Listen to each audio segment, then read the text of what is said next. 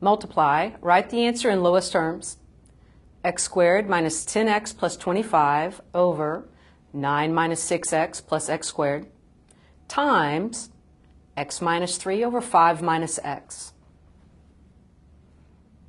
First, let's factor the numerator and denominators for each of these quantities. Starting the numerator, that's a perfect square trinomial. It is going to factor as x minus 5 quantity squared.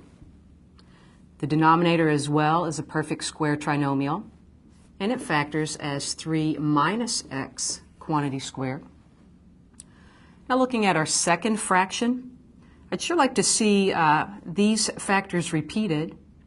Notice that they are opposites, and so let's factor a negative sign out of each of these.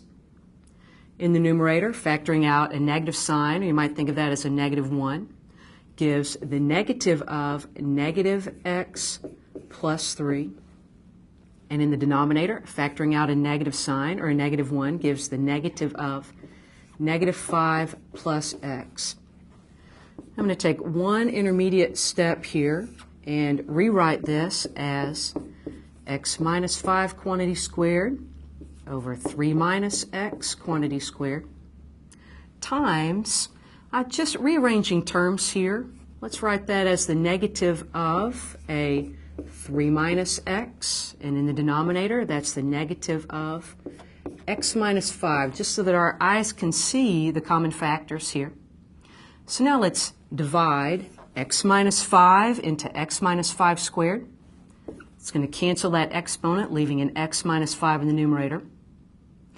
Let's also cancel a 3 minus x with one of those 3 minus x's over here in the denominator. It's going to leave 1 in the denominator. Note as well that a negative divided by a negative, that's going to become a positive.